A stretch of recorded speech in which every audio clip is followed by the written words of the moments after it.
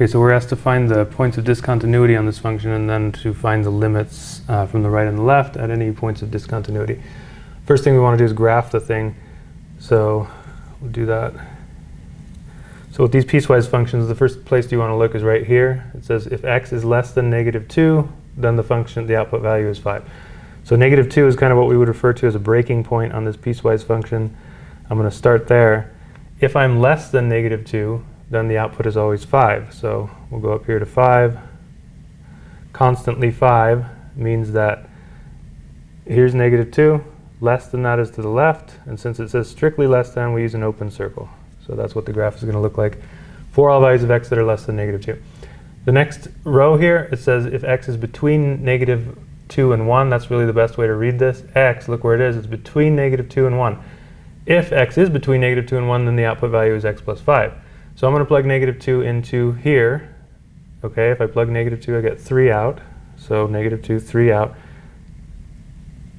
Filled in circle because that says greater than or equal to, x is greater than or equal to -2.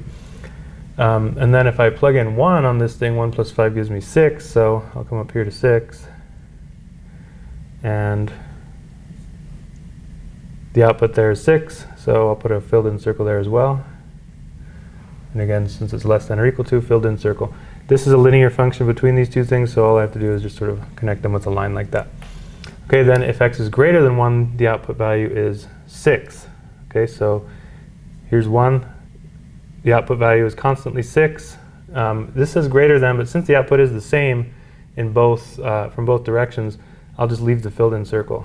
And now it's just constantly 6. So that's what the function looks like. The question asks us to identify points of discontinuity. Well, right here we've got a jump discontinuity. So there's a discontinuity at x equals -2. So it also asks us to find the limits from the right and the left for if x is -2. So the limit as x approaches -2 from the left for this function f of x. How do we find that limit? Well, we just look at the graph.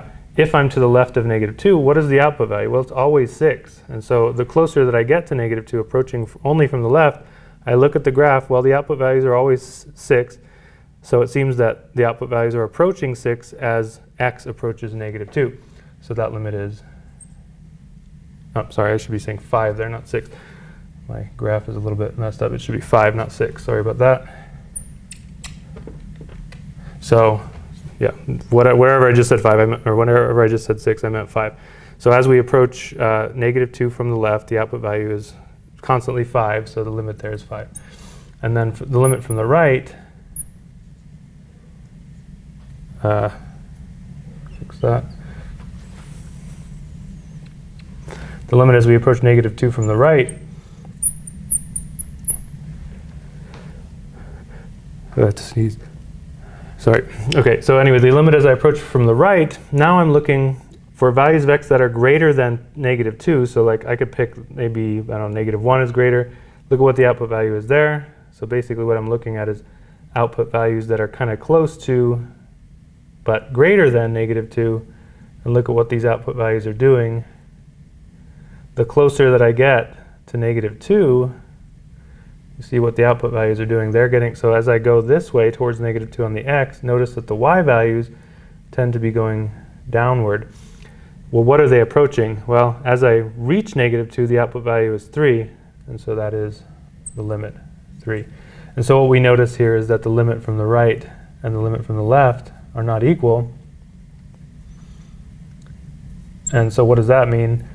Well, that means that the limit itself doesn't exist.